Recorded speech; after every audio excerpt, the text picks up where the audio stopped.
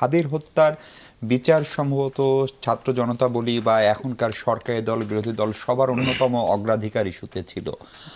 সরকারের এই 2 মাস বয়সের মধ্যে সেটার একটা দৃশ্যমানতা দেখা গেল। অন্তত যারা অভিযুক্ত সাসপেক্টেড তাদেরকে পাওয়া গিয়েছে, সেটি একটি বড় বার্তা। এবং সেটি এমন একটা দেশে পাওয়া গেল যে দেশটির সঙ্গে সম্পর্ক নিয়েও নানান ধরনের প্রশ্ন জনমনে তৈরি হয়েছিল, একটা অস্থিরতা ছিল।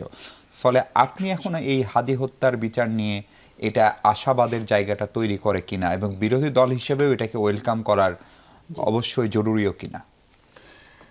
জি, আপনাকে ধন্যবাদ। অবশ্যই এই জায়গাটা আশাবাদ তৈরি করে, এবং বাংলাদেশে কিন্তু একটা রাজনৈতিক হত্যাকাণ্ডের একটা সিলসিলা আছে যেগুলোর কোনো সমাধান আমরা দেখি না। একদম যদি জহির রায়হানের সময় থেকে শুরু করেন, তার সময় থেকে শুরু করে শহীদ প্রেসিডেন্ট জিয়াউর রহমানের হত্যাকাণ্ড থেকে 21শে আগস্ট গ্রেনেড হামলা, এগুলোর কোনো শেষ নাই। ঘটনাটা ঘটে, এবং আপনি যদি সাগররুনি হত্যার দিকেও দেখেন যে এগুলো চলছে, এগুলোর কোনো এভিডেন্স নাই, এবং এগুলো শেষও করা হচ্ছে না, কারণ কেউই সাহস করে না সেই সরকারটার বদনাম হবে অথবা এখানে কোনো ধরনের কোনো ব্যাপার আছে।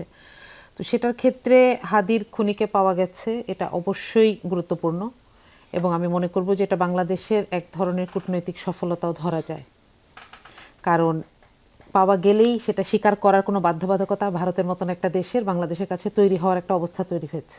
জি, তার না স্বীকার করলেও পারতো। জি জি জি, এটা আমাদেরকে একটা পজিটিভ মেসেজ দেয় অবশ্যই, এবং আমরা আশাবাদী, এবং আমরা কিছুতেই চাই না ইতিহাসের বারবার যে ঘটনাগুলো ঘটেছে সেটার মতো এটা একটা অমীমাংসিত ব্যাপার হিসেবে থেকে যাক। একটা কথা শুধু একটু বলি, সেটা হচ্ছে শুটার এবং কিলার এটা তো এক না। আমরা পুরোটা জিনিস জানতে চাই আসলে।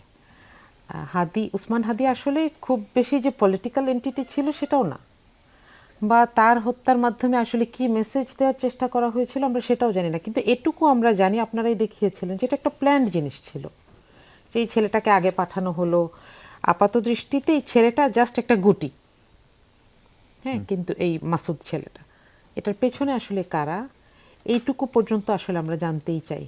কারণ নইলে আমাদের দেশে এখন এই যে তরুণ প্রজন্ম রাজনীতিতে আসছেন, কথা বলার একটা সংস্কৃতি তৈরি হচ্ছে, জি, এই জায়গাটা তো আসলে প্রশ্নবিদ্ধ হয়ে যাবে, কিংবা ভয়ের আড়ালে চাপা পড়ে যাবে। শুটার এবং কিলার একজন নাও হতে পারে, এই শঙ্কাটা কেন?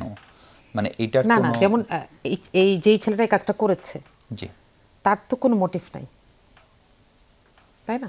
মোটিভটা কার? এই কাজটা করালো কে? নেপথ্যের নায়ক কারা? জি জি, এই জায়গাটা আসলে দূর পর্যন্ত যাওয়া জরুরি। আমরা যেন এখনই খুব খুশি হয়ে না যাই যে আমরা শুটারকে পেয়ে গেছি, মানে ডিটেইল ইনভেস্টিগেশনের কথা এটা দরকার। কারণ একটা দেশে যখন এই ধরনের ঘটনা হয় এবং সেটা থেকে পার পেয়ে যাওয়া যায়, এটা কিন্তু একটা কাউকে কাউকে এটা একটা ভালো মেসেজ দেয় যে তাহলে এটা করা যায়। আমরা ওই জায়গাটাতে যেন না যাই। জি, আমি আপনার কাছে আর একটা প্রশ্ন করতে চাই।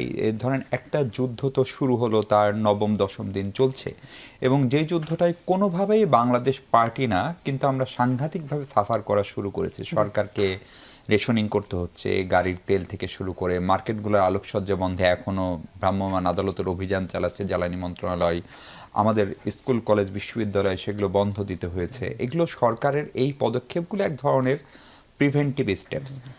এই জ্বালানি যুদ্ধটা যদি হয় তাহলে সে জায়গায় আমরা কতখানি সাফার করব, এবং সেইটা আমরা আসলে অনুমান করতে পারছি কিনা, এবং এটা কি কেবল সরকারের ইস্যু কিনা, নাকি এই জায়গায় একটা চূড়ান্ত রকমের রাজনৈতিক ঐক্যমত্যও দরকার আছে? জি জি, অবশ্যই।